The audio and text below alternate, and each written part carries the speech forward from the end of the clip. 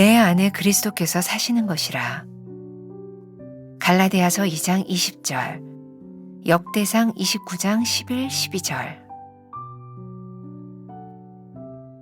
내가 그리스도와 함께 십자가에 못 박혔나니 그런즉 이제는 내가 사는 것이 아니요 오직 내 안에 그리스도께서 사시는 것이라. 이제 내가 육체 가운데 사는 것은 나를 사랑하사 나를 위하여 자기 자신을 버리신 하나님의 아들을 믿는 믿음 안에서 사는 것이라. 여호와여, 위대하심과 권능과 영광과 승리와 위엄이 다 주께 속하였사오니 천지에 있는 것이 다 주의 것이로소이다. 여호와여, 주권도 주께 속하였사오니 주는 높으사 만물의 머리이심이니이다. 부와 귀가 주께로 말미암고 또 주는 만물의 주제가 되사 손에 권세와 능력이 있사오니 모든 사람을 크게 하심과 강하게 하심이 주의 손에 있나이다. 십자가와 나의 죽음이 향하는 바는 단 하나입니다. 내 안에 그리스도께서 사시는 것입니다. 그리스도인의 정체성은 내 안에 그리스도께서 사시는 것에서 시작됩니다. 내가 죽는 것에서 끝나는 것이 아니라 예수로 사는 것으로 나아갑니다. 그리스도인은 자기 삶의 전 영역을 주님께 내어드립니다. 하나님의 주권을 인정하며 하나님의 뜻에 영과 혼과 몸으로 최선을 다해 반응하는 사람입니다. 그리스도인은 모든 일의 시종을 주께 맡깁니다. 나를 지으신 창조주 하나님께 내 인생의 시종을 맡깁니다. 하늘과 땅을 다스리는 권세와 주권을 지니신 하나님께 상황과 형편의 시종을 맡깁니다. 나라는 존재와 나의 인생은 하나님의 위대한 창조 세계 안에 있습니다. 나와 너와 우리가 창조 순리와 하나님의 섭리 안에 맞물려 있습니다. 그러므로 먼저 그의 나라와 그의 의를 구해야 합니다. 신앙생활은 나의 제자리와 가치, 그리고 나의 능력과 사명을 하나님 나라와 그 뜻 안에서 찾아가는 것입니다. 하나님은 무한하시며 무엇에도 제한받지 않으십니다. 하나님은 하나님이 하실 일을 정확히 알고 계십니다. 하나님의 때와 방법과 뜻이 최선이며 최상임을 믿으십시오. 천지 만물과 모든 주권이 주님께 있습니다. 믿음은 하나님의 주권을 인정하고 맡기는 전 과정을 가리킵니다. 나는 하나님이 아니며 유한한 존재라는 사실을 인정하십시오. 하나님의 음성을 듣고 믿음으로 순종할 때 구원을 얻게 됩니다. 내 안에 계신 그리스도로 살고 있습니까? 주님이 하시지 않으면 그 어떤 것도 nothing입니다. 나는 하나님의 주권을 온전히 인정합니까? 모든 것을 처음부터 마지막까지 주님께 맡깁니까? 하나님의 음성을 듣고 믿음으로 순종하고 있습니까?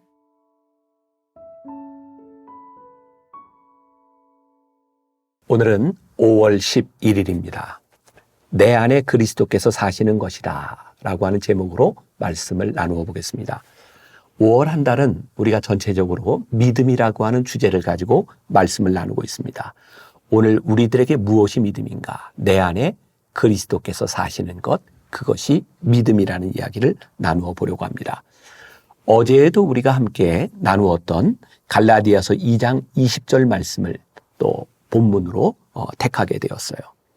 내가 그리스도와 함께 십자가에 못 박혔나니 이제는 내가 사는 것이 아니요 내 안에 사신 예수 그리스도께서 사신 것이라. 당신의 믿음은 무엇입니까? 라고 묻는다면 우리는 이렇게 대답할 수 있을 것 같아요. 내 안에 계신 그리스도로 사는 것입니다. 우리는 십자가를 믿습니다. 우리가 십자가를 믿는 믿음은 십자가의 죽음을 믿는 것이 아니라 그 십자가의 죽음을 통하여 그리스도와 함께 사는 삶을 우리들이 믿는 것이죠. 우리 그리스도인의 믿음의 정체성은 무엇일까요? 그리스도와 함께 사는 것입니다. 아주 유명한 소설이 하나 있었습니다. 우리말로 예수라면 어떻게 하실까라고 번역이 되었던 In His Step이라고 하는 책이죠. 1800년대 후반에 찰스 몰로 셸던이라고 하는 분이 썼던 소설입니다. 이 소설이 나온 이후에 미국에 있는 교회 청년들에게 한때 유행했던 것이 있습니다. 청년들의 팔에 팔뚝에 문신을 새기고 다녔던 일이죠. WWJD라고 하는 네 자를 새겼습니다. What would Jesus do? 라고 하는 말에 첫 자를 딴 거죠. 예수님이라면 어떻게 하셨을까? 그리고 그 당시에 예수님이라면 어떻게 하셨을까라는 질문을 가지고 살았던 그리스도인의 삶에 아주 커다란 혁명적인 그런 변화들이 일어났던 일들을 우리들은 알고 있습니다. 이 책의 내용이 그렇게 시작을 합니다. 헨리 맥스웰이라고 하는 어떤 목사님의 이야기로 시작이 되죠. 저도 그 책을 처음 접하면 그 첫 부분에서부터 제 마음에 굉장히 큰 감동이 되었던 적이 있어요. 레이몬드 제일 교회에 담임을 맡고 있던 이 목사님이 어느 토요일 저녁 설교 준비를 하고 있는데 어떤 사람이 찾아옵니다. 인쇄공이었는데 새로운 기계를 잘 다루지 못하는 것 때문에 실직을 하게 되었어요. 아내는 병으로 죽었고 아이들을 키울 수 없는 상황에서 아이들은 친척 집으로 뿔뿔이 흩어지게 되었죠. 이분이 목사님에게 부탁을 합니다. 목사님, 제가 그냥 도와달라고 하는 것이 아닙니다. 저에게 일자리를 구해주세요. 근데 목사님은 이렇게 이야기를 하죠. 그것은 제가 할 수 있는 일이 아닙니다. 제가 당신을 위해 기도해드리겠습니다. 그리고 그 다음 주일 예배 시간 그 남자는 회중석에서 설교를 듣고 있었어요.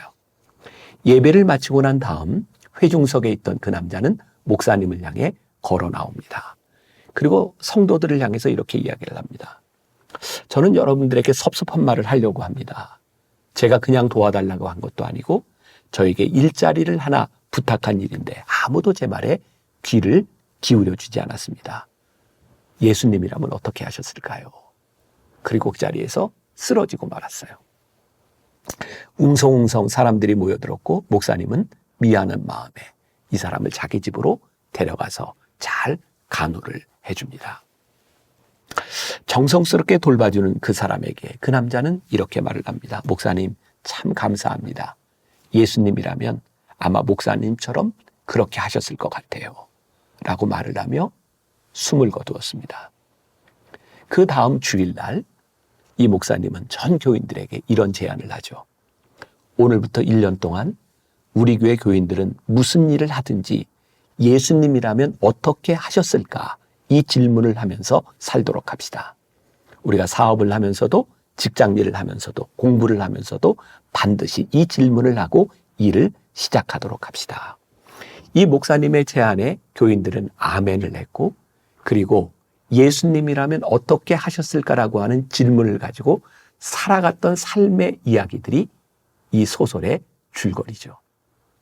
그리고 그렇게 살아가는 것이 얼마나 힘든 일이었고 예수님이라면 어떻게 하셨을까라는 질문을 가지고 살아갈 때 그들의 삶에 나타났던 변화들을 이야기해주고 있는 책이었어요. 오늘 우리들은 우리의 믿음 생활 가운데 그런 질문을 하고 있는가? 예수님이라면 어떻게 하셨을까? 내가 십자가에 죽고 내 안에 그리스도께서 사신다면 우리는 예수님과 함께 어떻게 살아갈까? 저뿐만 아니라 오늘 여러분들 모두에게 도전이 되는 굉장히 중요한 믿음의 본질적인 질문입니다. 내 안에 그리스도께서 사신다고 하는 것은 어떤 일일까? 여러분들 묵상집 하나님의 숨결 중간에 보면 그리스도인은 모든 일에 시종을 주께 맡깁니다 라고 되어 있어요. 우리가 흔히 기도할 때 그런 표현을 쓰죠. 모든 시종을 주님께 맡기며 예수님의 이름으로 기도합니다. 시종이 뭔가요? 처음과 끝을 주님께 맡깁니다. 우리가 이러한 기도를 대충 형식적으로 하는 기도가 아니라 주님, 제 삶의 시작과 제 삶의 끝을 주님께 맡깁니다. 라는 기도는 정말 믿음이 있는 자가 할 수 있는 그런 기도가 아닐까요? 예수님께서 마태복음 7장에서 그 유명한 기도에 대한 말씀을 하세요. 구하라, 찾으라, 두드리라. 그런데 이 말씀 바로 이전에 마태복음 6장 33절에서 예수님께서 하시는 말씀이 있어요. 너희는 먼저 그의 나라와 그의 의를 구하라. 그리고 구하고 두드리라고 말씀하고 있어요. 우리는 기도가 내가 원하는 것을 구하는 것이라고 생각합니다. 내가 원하는 것을 두드리는 것이라고 생각합니다. 그런데 예수 그리스도께서 내 안에 사신다면 우리의 기도는 마땅히 그의 나라와 그의 의를 구하는 기도가 되겠지요. 오늘 우리들에게 믿음에 대한 굉장히 본질적인 질문을 던지고 계시는 거예요. 내 안에 그리스도께서 사심으로 인하여 내가 구하는 것이 무엇인지를 우리들에게 묻고 있는 거죠. 여러분들 묵상집 하나님의 숨결 마지막 문단에 하나님은 무한하시며 무엇에도 제한받지 않으십니다 라는 문장이 있어요. 하나님은 무한하시다. 근데 우리는 늘 우리의 생각 가운데 하나님을 가둘 때가 많이 있어요. 지난 며칠 동안 우리들이 계속되고 있는 이 말씀의 맥을 보면 믿음에 대하여 우리들이 계속 그런 이야기를 하는 거죠. 우리는 내가 믿는 만큼 믿으며 그것을 믿음이라고 생각하는 거예요. 믿음은 내가 믿는 만큼이 아니라 하나님을 믿는 만큼 우리의 믿음의 크기가 달라지는 것입니다. 내가 믿는 만큼 믿을 때 하나님은 늘 우리의 영역 속에 갇히시는 분이에요. 그런데 하나님을 믿는 믿음으로 살아간다고 하는 것은 그분의 능력만큼 우리들의 삶이 커지는 것이고 우리들의 삶의 지평이 열려지는 것이고 그분께 우리들의 삶의 모든 가능성을 맡기는 것이죠. 내 안에 그리스도께서 사시지 않는다면 우리들의 믿음은 참 보잘것없는 우리의 신념에 그칠 때가 많이 있어요. 그래서 오늘 우리들이 또 구분해야 되는 것이 있는 것이죠. 우리의 믿음은 하나님을 믿는 믿음인지 아니면 우리의 신념 가운데 갇혀 있는 것인지를 우리들이 분명히 물어보아야 될 것 같아요. 꽤 오래전에 신문 기사를 통해서 영등포의 성자라 불리는 어떤 의사 선생님의 죽음의 이야기를 접하게 되었고 많은 분들이 그분의 기사에 감동을 받게 됐어요. 그분을 추모하는 글이 있었는데 제가 그 글을 여러분들께 좀 하나 읽어드리려고 합니다. 그분은 의사로서 참 가난하게 살았습니다. 물질적인 풍요를 누리지 못했습니다. 혹시 여러분들 중에 물질의 궁핍함으로 인해 하나님을 원망하거나 부인하는 사람이 있다면 그 사람에게서도 역시 하나님의 주권이 없었던 것일까요? 참다운 신앙과 물질의 축복이 꼭 동일하지 않다는 것을 말씀드리고 싶습니다. 하나님은 당신의 백성들이 축복을 받으며 잘 되기를 원하십니다. 그러나 잘 된다는 것이 물질의 풍요함만을 의미하는 것은 아닙니다. 지금 우리 교회에서 정말 열심히 신앙생활을 하는데 물질의 궁핍함을 겪고 있는 분들이 있습니다. 그런데 그분들의 삶에서 하나님께서 역사하신다는 사실을 아십니까? 물론 저는 주변에서 신앙이 좋아질수록 물질의 부유함을 얻는 사람들을 많이 경험합니다. 하지만 신앙이 좋을수록 물질의 축복을 받을 것이다 라는 공식을 가지고 있다면 분명히 하나님을 잘못 이해하고 있는 것입니다. 내 안에 그리스도께서 당신의 물질의 부요함으로 사용하기를 원하시나요? 아니면 당신이 물질에 얽매이지 않는 삶을 살기를 원하시나요? 내 안에 그리스도께서 사신다고 하는 믿음이 있을 때 그 물질이라고 하는 것이 내 안에 있는 그리스도를 가둘 수 없어요. 그리스도는 우리들이 누리고 우리들이 사용하는 물질보다 훨씬 더 크신 분이세요. 그분은 우리들의 삶의 물질을 사용하실 수 있는 분이시기도 하고 우리들의 삶이 물질에 얽매이지 않는 자유하는 삶을 살기를 원하시는 분이기도 해요. 내 안에 그리스도께서 사셔서 내 안에 역사하시는 것은 무엇인지에 대한 물음이 분명할 때 우리는 믿음의 삶을 살게 되겠죠. 오늘 여러분들이 꿈꾸고 있는 여러분들의 성공, 여러분들이 이루고자 하는 여러분들의 욕망이 아닌 우리들 속에서 역사하시는 그분, 그 믿음으로 오늘 하루를 살아가는 여러분들이 되시기를 주님의 이름으로 간절히 축원합니다. 기도하겠습니다. 오늘 우리들에게 믿음이 무엇이냐고 묻고 계십니다. 내 안에 그리스도께서 사셔서 그 믿음으로 살아가는 것, 그것이 믿음임을 고백하게 하여 주옵시고, 내 안에 무슨 일이 있든지, 내 주변에 무슨 일이 일어나든지 예수님이라면 어떻게 하셨을까? 그 믿음이 나를 이끌어가는 하루가 되게 하여 주옵소서. 예수님의 이름으로 기도했습니다. 아멘.